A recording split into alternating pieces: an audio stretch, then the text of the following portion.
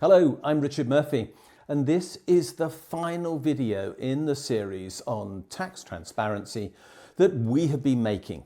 We is me, Richard Murphy, Professor of Accounting Practice at the University of Sheffield, and my colleague sitting right next to me on this occasion, Andrew Baker, Professor of Politics at the University of Sheffield, plus GIFT, that is the Global Initiative for Fiscal Transparency, and IBP, the International Budget Partnership. Andrew, why did we do this? What's this all about? What was our goal in working on these principles? The principles are essentially a guide for governments and civil society actors, highlighting how they can work together to arrive at more transparent tax policy that is also more effective at raising revenue and in shaping their economies and societies. Ultimately, the principles are based on a simple equation. It's an equation that we have repeated at several points throughout this series. More transparency equals more confidence and faith in the tax system, more willingness to pay tax, and more clearly thought out targeted policies and processes for tax administration. And in this important respect, what the principles are intended to encourage is a kind of mutual reflection on tax policy and its administration among multiple parties. Can I stress one point that I don't think we have highlighted enough during the course of making this series? And that is that very obviously, IBP and GIFT work with a lot of countries who are in either the poorer or developing and intermediate nations of the world by and large. But I happen to think that these principles apply universally. It doesn't matter whether you're in one of the poorest nations in the world or one of the richest nations in the world. That formula you've just outlined, that the understanding of tax within the population and that discussion around tax transparency will always have this outcome, I think. This is a universal truth. And so anybody who's watching this who thinks, well, that doesn't apply to me, I live in wherever, in Europe or whatever.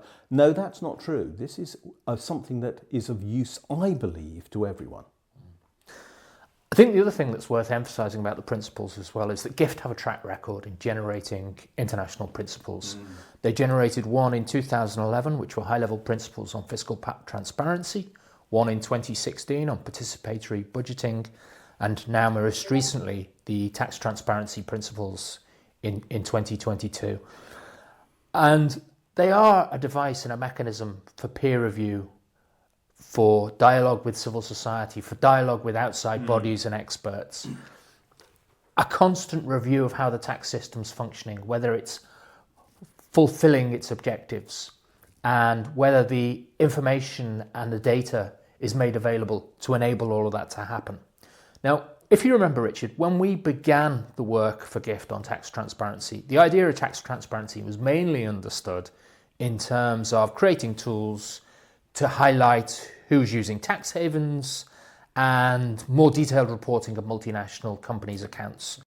So it was mainly focused on private actors and individuals.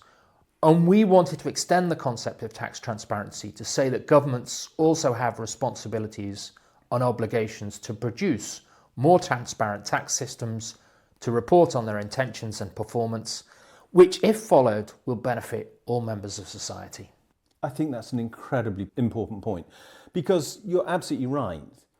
From the time that I first got involved in tax transparency and tax justice issues, which was soon after the turn of the century, that focus was on tax havens and all the abuses that went on there. And we have made real progress there. I think it's very important to say that.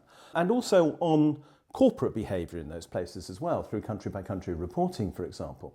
But there wasn't this focus on government. And now it's entirely appropriate that we see this as a partnership. But that brings out something else, which I think is a key underpinning feature of this work. It is very much about dialogue. We're talking about something here which is about an exchange of information, a sharing of views. And I think that's something that we've tried to focus on. And we'll get to it. I'm sure we're going to mention tax spillovers sometime during the course of what we talk about now.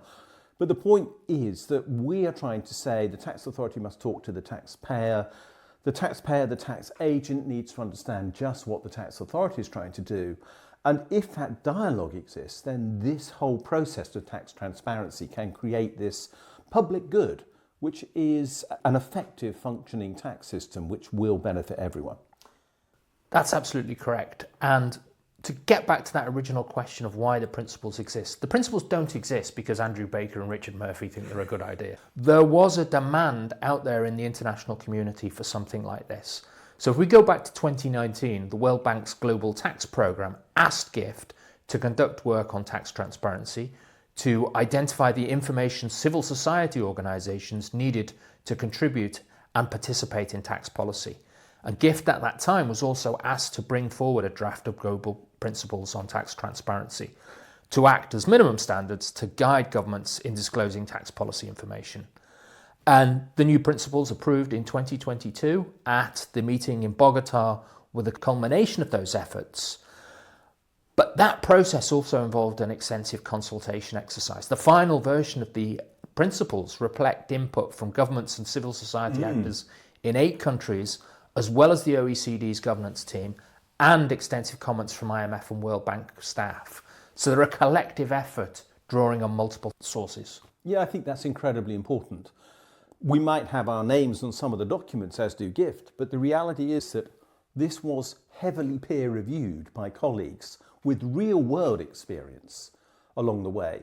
Now, we've worked around tax and governance principles and so on for a long time, but their input was critical to the way in which this has happened. So, can I ask you another question? How should these be applied? How do the principles work in practice then? At this point, I'm going to read something that comes directly off the GIFT site to you because I think it kind of gets to the nub of that question in a way. GIFT explains that these new transparency principles promote improvements in the scope, consistency and quality of information that governments make available to the public and establish a framework for governments to meaningfully engage with their stakeholders around issues of tax policy and administration, with the ultimate goal of ensuring that public resources are used to advance the public interest.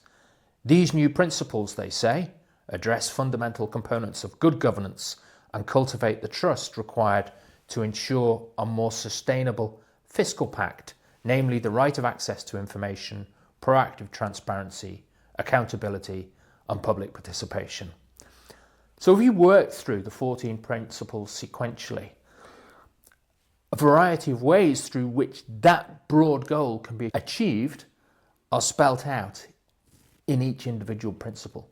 So the principles are a journey, they're a destination, a route map to getting to enhanced tax transparency. And when we arrive at principle 14, of course, principle 14 is the potential gold standard of tax transparency, where a government and a jurisdiction has the capacity to start doing systematic, regular estimates of its tax gap and then exploring the reasons it has a tax gap through a tax spillover assessment, which will identify the flaws, faults and contradictions in its tax system, and in turn how those might be addressed through reform efforts. Yeah, I think that's really important. There is a destination here, and the tax gap is, in my opinion, absolutely fundamental to good management of a tax system. It is important to measure it, but measuring it is in itself of no use unless there is this understanding of what does it tell us about how we can improve the system.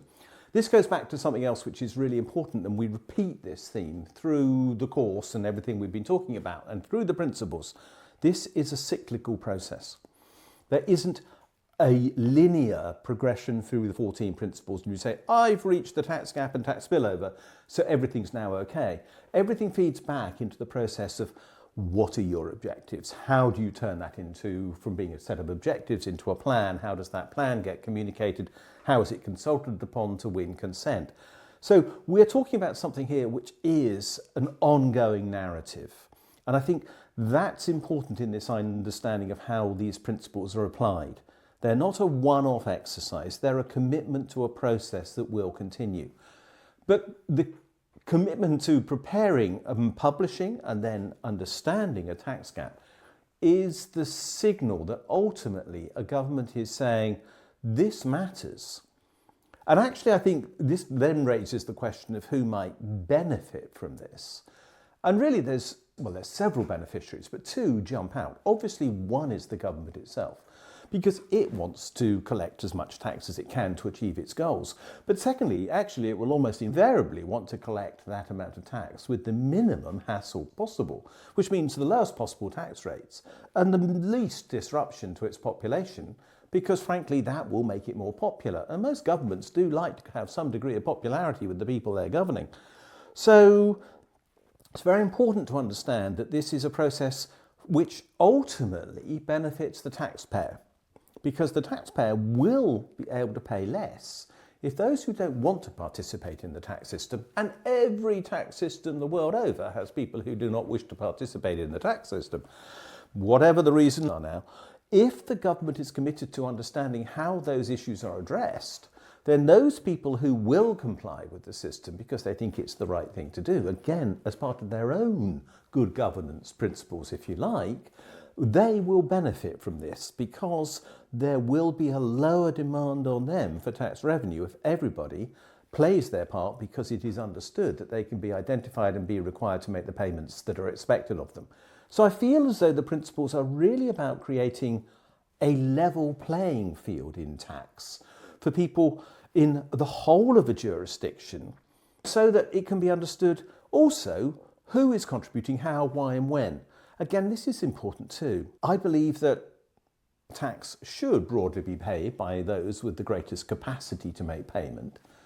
And one of the things that the principles will also draw out is whether that is actually the case or not.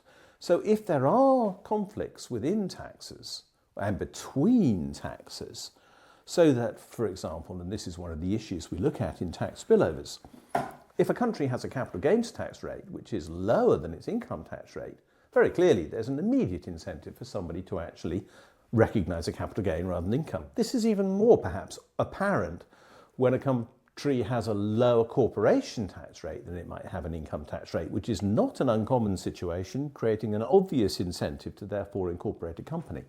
That creates unlevel playing fields, and the whole of these principles highlight that. Not so that it will say what you should necessarily do. What it's saying is have the discussion about why you've got these differentials, understand what they're for, and then work out whether they're still a benefit. Again, we come back to the same idea, the cyclical nature of this discussion in creating tax policy and implementing it. I think that is a really, really important point, and we really have to emphasise it, that ordinary people, ordinary citizens benefit from these principles, and they benefit from these principles for exactly the reasons that you're saying. So if you look at Principle 2 is a really important one. It calls on governments to specify the objectives of their tax policies, and it goes through a variety of ways in which they might do that. So that isn't just about giving forecasts on revenue to be raised, it's about what do you want the socio-economic impact of your tax policies to be? What do you want your distribution within society to look like? Which particular sectors of the economy are you hoping to grow and to prosper? What kind of activities in society and in the economy do you actually want to penalise? And do you want to discourage and disincentivise? So there's a potential for tax to shape the economy. But going back to Principle 2, one of the things that's called for there in the more detailed notes is a breakdown on who's paying what tax by income group, by socioeconomic status, by gender. So very quickly it should become clear if one group appears to be assuming a disproportionate burden of paying tax within the system. I should also add that in some countries that should include regional analysis as well, because this is sometimes a real cause of stress. And one of the things that we want to do by having the principles and having this information is to reduce those points of stress so that the system works better, and therefore the chance of misunderstanding and even political conflict arising is reduced as a consequence. I think that's important. The other principle that's really important here is Principle 11. And Principle 11 calls for a systematic, thorough review of the reliefs, exemptions and allowances in the tax system, and to conduct a cost-benefit analysis of that. Because what so-called tax expenditures reduce the tax bill of certain people on certain groups and certain actors within society. And if that's going to happen, we need to know what the benefits of that are to wider society and the wider economy. And that means that reliefs, exemptions and allowances have to be reviewed to see if they encourage and are producing a distributional bias which would lead to the kinds of unlevel playing fields that you were referring to, Richard. I think so. Can I just sort of take that a little bit further? Because you mentioned a cost-benefit analysis. Something that really matters to me, and which I'm not quite sure that we've ever emphasised enough inside the videos to date, is that this is not an incredibly expensive process. I actually think it's quite a cheap process. And I know, for example, how tax gap work has taken place inside the UK, and I've peer-reviewed the European Union's VAT gap analysis. And these actually are surprisingly modestly priced in terms of their cost of production.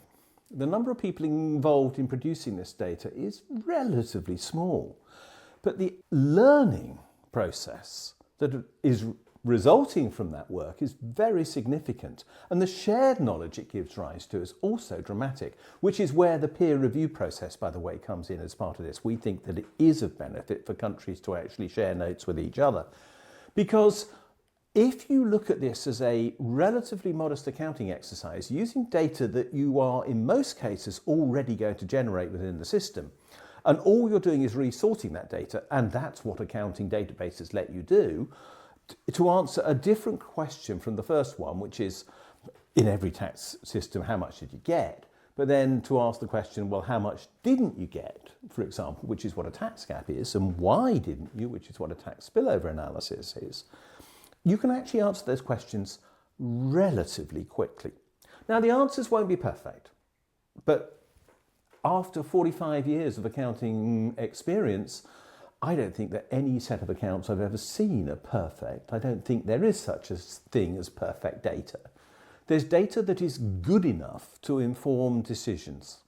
And there needs to be an honesty about the fact that you can improve systems and you can improve the quality of data. But until you start, you can't even begin that process of learning about what you need to do. So we encourage people to get into the principles. You don't have to very obviously get through to Principle 14 within a year of starting. But the principles are deliberately structured, and this was your idea, Andrew, and I give you full credit for this. You decided that they should really be on the basis of basic principles, and then intermediate principles, and then advanced principles, and then aspirational principles, the ones that you will eventually reach. And I think that's really important, because is it 6 or 7 of them are basic? And these are ones that should be capable of delivery fairly quickly. But simply starting off with some of those, basically we're talking about the first 7 or so principles, things like do have a tax policy, do communicate that policy, do ensure that there is protection for the taxpayer whilst ensuring that they have access to all the information they need, getting these balances right. Those things are really fundamental to tax transparency and building the confidence in the system that will then let you go on to do these slightly more advanced techniques, but which will then inform policy. So there is a way into this which is not very costly. There is never going to be an argument that this cannot produce a positive payback for a tax administration that does this, because I believe every single tax administration could generate more revenue, but just as importantly, generate learning which will improve the quality of its management, governance, and so on. I think it bears repeating that the 14 principles are essentially 14 steps to making tax policy and administration more transparent and therefore more effective in producing the outcomes desired by society. So they can be followed and applied sequentially. And when that happens, they give you a reading on how each country is performing in formulating its tax policies. And each principle has a set of notes on how to interpret and apply that principle and the kind of things to be considered. So in a very real sense, what the principles are doing is they're offering a health check of a tax system and the extent to which policy making and evaluation is fully transparent. And in that sense, the principles, when applied to any country, will provide pointers to how things could be done better or improvements that could be made. And as we've said, they're designed to promote peer review, mutual learning. So you don't necessarily need a group of outside experts to come in and conduct a review of the extent to which the principles are being applied and adhered to in a particular country. groups of civil society actors could try and use the principles themselves and then bring pressure on governments to increase their transparency and turn around to them and say, look, this is how you're faring. You're doing okay in these areas, you're doing less well in these areas.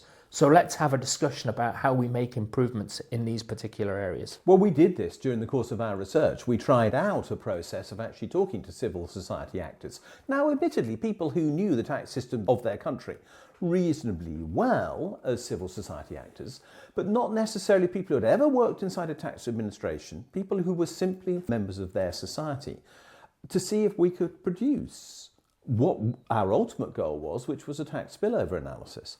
And whilst the result could undoubtedly have been improved, and let's be clear, as I've already said, we can always improve things, what came out of that process was something that was really interesting and worthwhile, even though the time it spended was relatively short.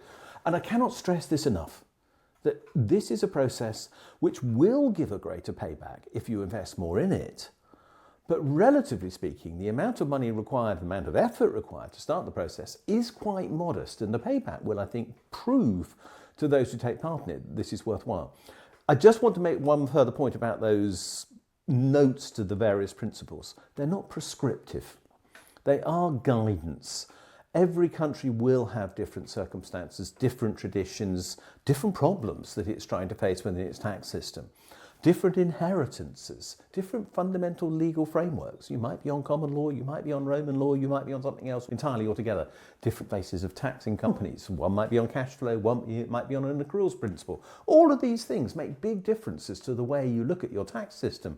So we're not saying there's one answer to everything. What we're trying to do is guide people in the circumstances that they're in, and I think that's really important as well, to highlight that now.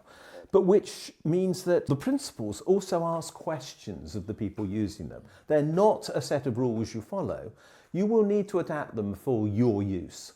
Yeah, what the principles are not doing, that's really important, Richard. What the principles are not doing is coming up with a list of outcomes that government should implement. You know, they should have these kinds of tax policies, or they should have those kinds of tax policies. That's absolutely right. We're not saying there are that. choices to be made by governments in conjunction with the key actors in their societies.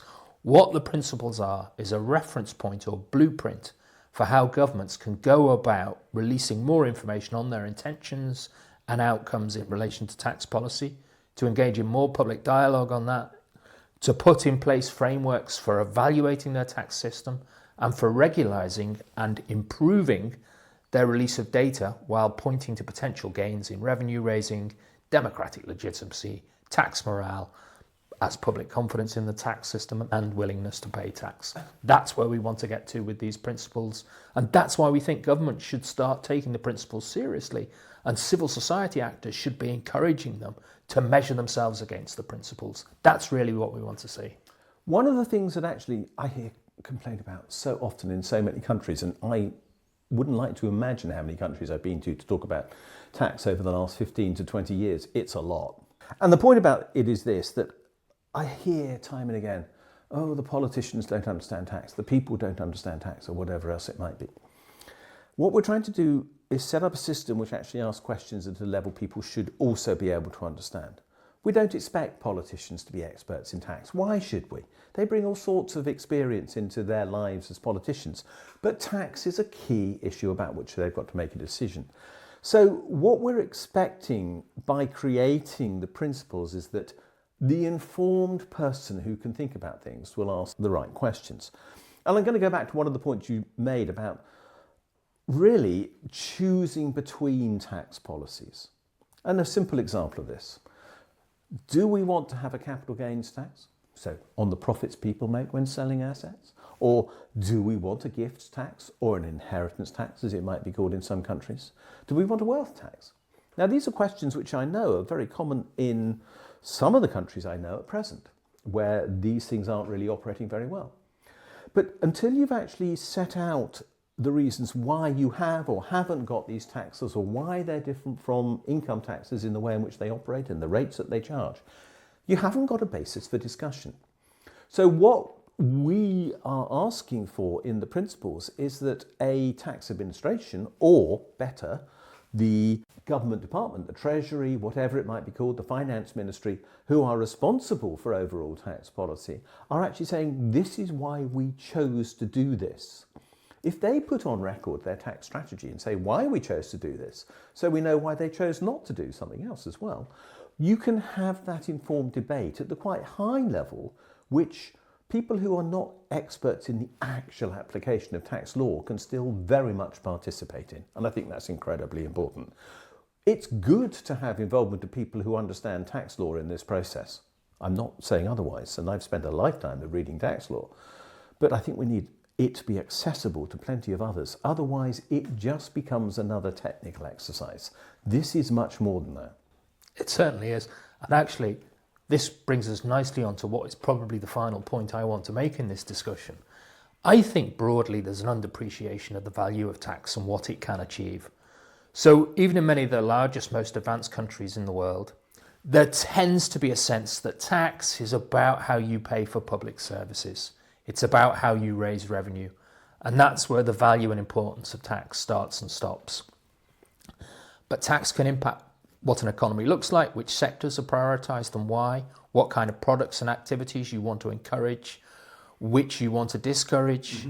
It can impact distribution and be used to reduce or increase inequality. And there are no preordained correct answers to any of those questions, but they do need to be fully debated.